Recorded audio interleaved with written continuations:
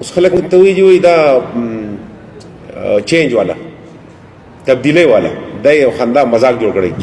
تبدیلی نور تاسو ته وایي چې هغه NTS ته لاړ قابلان ترین ټیچران زمونږ راغلي دي انشاءالله. نورم سیستم ریفارم را روان دي.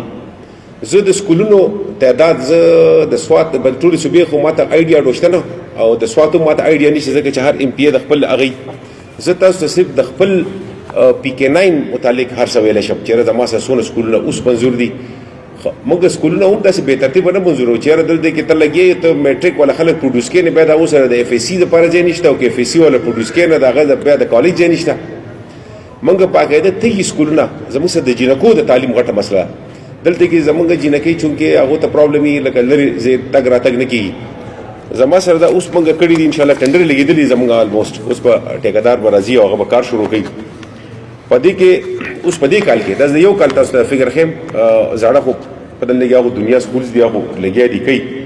د جینکو دپاره سیکنډري سکولز موږ ته په دې علاقه کې زموږ ډېر زیات ضرورت و ځکه زموږ سره 2-3 زنانه جینکۍ به ډېر لرې بیا تللی نه شوې. زموږ سره اوس ګرل سیکنډري سکولز چوپریال کې موږ نوی جوړو راتکوټ کې او بیدره او دارمۍ دې څلورو ځایونو کې زموږ به ګرل سیکنډري سکولز راشي. د هلکانو یو بوایز موږ په ګل شا کې جوړو ځکه چې اشاړي کې مته ځای نه میلاویږي نو هغه ورته نږدې دی. موږ وایي زه اشاړي کې ورته جوړ کړئ. تر اوسه اشاړي کې زموږ خیال های سکول بلکل نشته. موږ اپګریډیشن دی د صخره GHS جینکو والا صخري های سکول هغه موږ اپګریډ کو هغه هم هایر سیکنډري ته لاړ شي. دا سکول دلته کې پکې یو فارموله ویل د کالج نه دا نه کېږي خو دا بهرحال موږ کړی دی دا هم اپګریډ شوی دی. دا هم دغه تللی زه به پرنسپل صاحب څخه خبره کوم خو زموږ سره دلته دونه کلاس روم ځي او پر روان سیشن کې موږ شروع کولی شو فرست ایئر نو ټیک ده که نه هغې له هم ټنډر لګېدلی دی الموسټ شوي دي فارملیټیز هغې چې څه دي هغه روان دي هغه کېږي.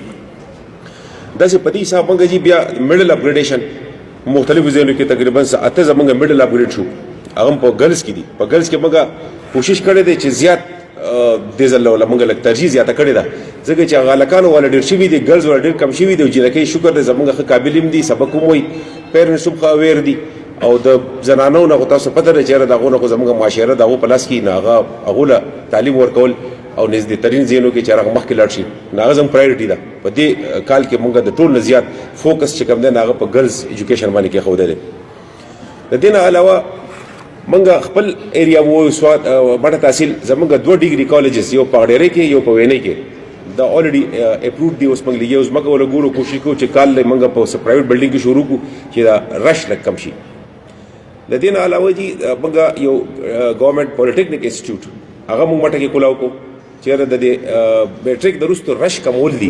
زموږ پرابلم دا دی دغه والا کوم چې ټریډیشنل ایجوکیشن دی چې میټرک FSC BS او بیا نور سو بس بیا ګرځي ماشوم ځکه چې هغه سره ټیکنیکل نو هاو نه دونه ګورنمنټ جابز ورکول په هر ځای کې پاسبل نه دي.